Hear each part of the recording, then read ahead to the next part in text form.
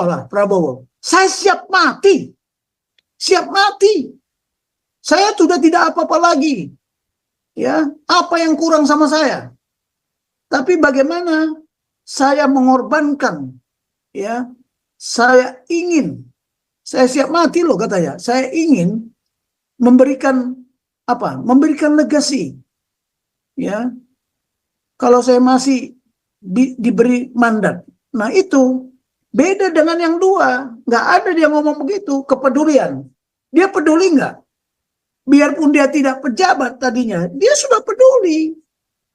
Cuman saya melihat ya Pak Prabowo itu tidak mau diekspos dan tidak mau mengekspos. Bayangkan aja, baru belakangan ini kan putri dari NTT itu yang rencananya mau digantung, ya sudah mau digantung 2 minggu lagi. Siapa yang menyelamatkan dia? Lah tugas konstitusi ada, harusnya negara. Ya, Pak SBY juga pernah melakukan itu. Ketika dulu si siapa itu yang sekarang di ketua Golkar itu apa? Mutia apa itu orang Aceh itu? Jadi wartawan di sana kan disandra. Kan SBY yang menyelamatkan. Jadi itu perlu adanya kepedulian. Ya, ini memang tidak saya uraikan lebih mendalam. Ya, tapi apa itu pengertian-pengertian? Apa itu pengertian dari pengorbanan? Apa itu kepedulian? Saya mendapatkan inspirasi ya, bahwa kepedulian itu mata air bagi rakyatnya. Kemarin kita lihat Ganjar, jalan-jalan di Jawa Tengah itu masih banyak yang berantakan. Tahu nggak? Saya melihat Sopan Sopian, ya bintang film kita itu meninggal gara-gara apa? Jatuh gara-gara hanya lubang saja. Coba bayangkan. Nah, karena tidak ada kepedulian. Kalau saya dulu sekolah di Amerika ya, kalau ada jalan kecil aja rusak, itu langsung segera ditempel, nggak tunggu-tunggu nanti. Mengapa Tuhan, ya, apa tujuan Tuhan menciptakan manusia? Apa tujuannya bangsa Indonesia menciptakan tujuannya? Nah sekarang mari kita bedah satu persatu. Nah. Baik, seorang negarawan harus memiliki, pertama ada kapasitas, karakter dan kompetensi. Kenapa? Karakter dan kompetensi itu merupakan pusat kekuatan ya dan kemampuan dalam proses pengambilan keputusan. Nah, tadi ada mempengaruhi. Bagaimana kita mempengaruhi? Karena kunci kepemimpinan itu bagaimana kita mempengaruhi orang dan bagaimana kita berkomunikasi. Nah, karakter kepemimpinan negarawan merupakan integritas mentality yang semangat kepemimpinannya dan kepemimpinan yang bersemangat. Bagaimana dia semangat melaksanakan kepemimpinannya dan kepemimpinan yang bersemangat. Ya, spirit leadership dan leadership spirit. Nah, seorang negarawan harus mempunyai karakter yang bercirikan nasional keindonesiaan. Di samping dia punya karakter pribadi ya, tapi dia harus punya karakter yang bercirikan nasional keindonesiaan, karena kita manusia ini tidak ada yang sempurna. Tidak ada yang sempurna, ada sisi jahat kita, ada sisi kebaikan kita. Tapi bagaimana karakter pribadi itu, semua sisi yang jahat itu diperkecil, jangan diperbesar, ya, yaitu memiliki jati diri yang utuh sebagai manusia Pancasilais, ya, melalui semangat kepemimpinan dan kepemimpinan yang bersemangat dalam kehidupan bermasyarakat, berbangsa dan bernegara. Dia harus punya karakter. Kalau dia tidak punya karakter, kita sekarang lihatlah ya, banyak kepemimpinan, banyak pemimpin memimpin organisasinya, tapi tidak berdasarkan Pancasila. Di Indonesia ini beragam-ragam. Kalau kita tidak kepemimpinan Pancasila, jangan dibilang sebut negarawan, ya, dia disebut agamawan, ya. Ya ada agamawan, ada usahawan, ya macam-macam lah. Ada hartawan, Ya belum tentu mempunyai karakter keindonesiaan. Ya, ini dulu pertama, karakter. Ya. Nah, sedangkan kompetensi adalah kapabilitas, kemampuan yang dimiliki, ilmu pengetahuan, pengalaman, keterampilan atau skill sebagai modal untuk dijadikan seni dalam mempengaruhi, ya, dalam mempengaruhi di dalam memimpin. Seorang negarawan mempunyai kompetensi atau kemampuan menjabarkan makna dan substansi. Jadi seorang negarawan itu harus mempunyai kompetensi, kemampuan menjabarkan makna substansi yang tercantum di dalam pembukaan Undang-Undang Dasar ya tahun 1945 adalah sebagai grand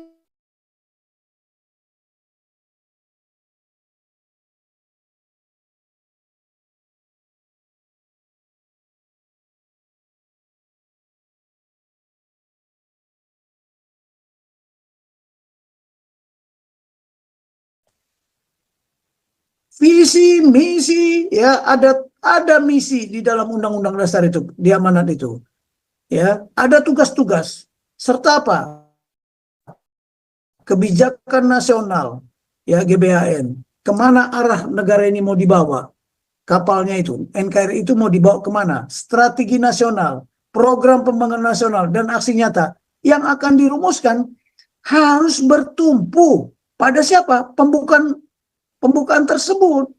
Ya, untuk apa? Menjaga keutuhan dan tetap tegaknya negara kesatuan Republik Indonesia dan utuhnya jati diri bangsa Indonesia yang Pancasilais sesuai amanat pembukaan konstitusi Undang-Undang Dasar 1945. Inilah tujuan itu. Nah, sekarang kita lihat apakah semua mindset anak bangsa, hati dan pikirannya itu semuanya Pancasilais. Sejak reformasi ini semua tergerus masalah kebangsaan.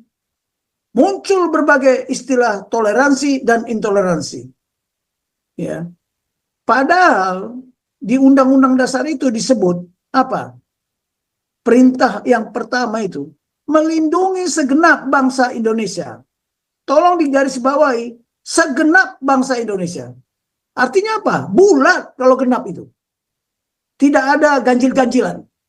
Ya, tidak ada ganjil-ganjilan. Segenap itu tidak lagi ada yang pribumi, non pribumi, minoritas, mayoritas, apalagi yang Islam, yang Muslim, non Muslim, ya. Nah, ini kalau masih ada seperti itu, ya bahaya. Nah, ini buktinya bahwa kita belum utuh, ya, belum utuh. Muncullah istilah atau paradigma terminologi toleransi dan intoleransi. Kalau sudah melindungi segenap bangsa, tidak ada lagi intoleransi di situ. Sudah otomatis kita toleransi. Jadi jangan dikembangkan. Tapi sekarang kan dibedakan. Ya, ada istilah kafir, non kafir. Ini sangat berbahaya loh.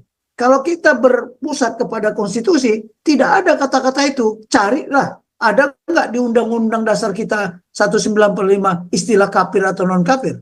Baik di dalam undang-undang itu sendiri maupun di penjelasannya, nggak ada. Nah, tetapi kalau kita berkaitkan dengan kitab suci, berdasarkan kitab suci, ya muncullah itu. Dia bilang si A itu kafir. Si A itu pun bilang, kamu pun kafir. Karena definisi kafir tidak semuanya sama. Kafir menurut dia lain, kafir menurut ini lain. Jadi tolonglah, ini kalau kita tidak membawa mindset anak bangsa, wah repot lah. Saya sebenarnya baru pertama kali saya memberikan pembekalan di taruna-taruna yang apa tadi, anak-anak SMA taruna itu yang masih muda-muda. Cobalah, itu mereka berumur 16, 17, ya 16, 17 lah. Ya. Jadi dia masih punya semangat. Kalau dari mereka itu dibimbing seperti ini, pasti akan jadi. Jangan bilang, oh saya sudah P4, 120 jam. Begitu ditanya, dia nggak bisa jawab. Terus bagaimana? Ini harus menjadi dari kita. Kalau memimpin kita tidak seorang negarawan. Negarawan yang mana? Negarawan bangsa lain. Kita negarawan bangsa Indonesia. Beda dong. Orang Australia juga dia negarawan, tapi negarawan dia kan berdasarkan ideologi dia, berdasarkan filosofi dia, berdasarkan undang-undang dasar dia. Ya, jadi kita ini anak bangsa ini memang harus dididik. Apalagi kalau mereka yang sudah banyak sekolah ke luar negeri, sudah lupa yang begini-beginian ini. Jadi itu. Nah,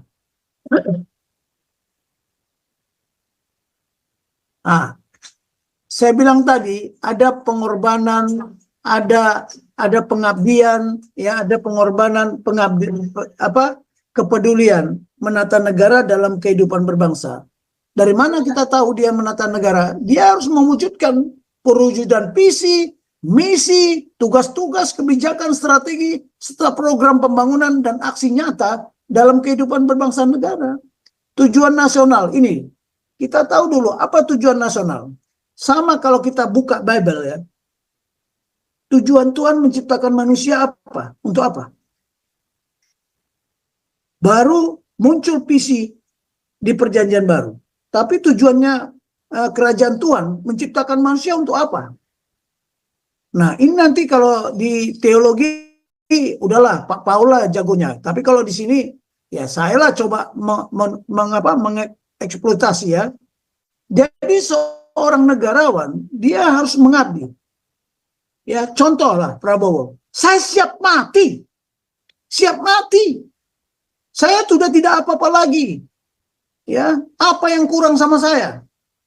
Tapi bagaimana saya mengorbankan, ya, saya siap mati loh katanya. Saya ingin memberikan memberikan legasi, ya. Kalau saya masih diberi mandat, nah itu beda dengan yang dua. Nggak ada dia ngomong begitu, kepedulian. Dia peduli nggak? Biarpun dia tidak pejabat tadinya, dia sudah peduli. Cuman saya melihat ya Pak Prabowo itu tidak mau diekspos dan tidak mau mengekspos. Bayangkan aja, baru belakang begini kan, putri dari NTT itu yang rencananya mau digantung, ya sudah mau digantung 2 minggu lagi, siapa yang menyelamatkan dia? Lah tugas konstitusi ada, harusnya negara. Ya, Pak SBY juga pernah melakukan itu. Ketika dulu si siapa itu yang sekarang di ketua Golkar itu apa? Apa itu orang Aceh itu? Jadi wartawan di sana kan disandra. Kan SBY yang menyelamatkan. Jadi itu perlu adanya kepedulian. Ya, ini memang tidak saya uraikan lebih mendalam. Ya, tapi apa itu pengertian-pengertian? Apa itu pengertian dari pengorbanan? Apa itu kepedulian? Saya mendapatkan inspirasi ya, bahwa kepedulian itu mata air bagi rakyatnya. Ketidakpedulian itu air mata. Jadi kalau negara ini sampai 78 tahun masih banyak air mata yang menangis, ya, karena tidak bisa makan, karena tidak bisa punya rumah, maknanya apa? Tidak ada kepedulian. Kemarin kita lihat Ganjar, jalan-jalan di Jawa Tengah itu masih banyak yang berantakan. Tahu nggak? Saya melihat Sopan Sopian, ya, bintang film kita itu meninggal gara-gara apa? Jatuh gara-gara hanya lubang saja, coba bayangkan. Nah, karena tidak ada kepedulian. Kalau saya dulu sekolah di Amerika ya, kalau ada jalan kecil aja rusak, itu langsung segera ditempel, nggak tunggu-tunggu nanti. Nggak tunggu-tunggu nanti. Jadi kepemimpinan itu bisa dilihat, kepemimpinan lapangan. Ini pengalaman saya. Pengalaman saya juga dididik senior. Jadi kepemimpinan lapangan itu tidak ada istilah nanti, sekarang juga. Nah, itu ditunjukkan waktu si Gibran. Begitu gereja ditutup, orang tidak boleh beribadah, dia turun tangan langsung, tidak tunggu-tunggu lagi. cabut sekarang. Nah, itu ciri-ciri pemimpin, bukan karena ini anak ingusan. Enggak. Jadi saya sekarang ngomong, kapokmu di mana? Itulah yang bagi mereka-mereka itu yang ngoceh aja selama ini. Ya. Nah, ini menata negara bukan menata hukum tata negara, beda. Tapi menata negara diperlukan hukum tata negara. Tapi apakah sekarang hukum tata negara itu nyambung dengan menata negara? Nanti akan kita lihat. Ya, nanti akan kita lihat. Jadi nanti, mohon maaf Pak Paul, saya akan menghindari, saya tidak akan menjawab kalau pertanyaannya tidak dengan apa materi yang saya ajarkan. Kalau tidak berhubungan, saya akan pikir dulu. Ini berhubungan nggak pertanyaannya dengan apa yang saya ajarkan? Kalau tidak berhubungan, sorry. Kau bilang kau menang debat, lawan domba yang sesat.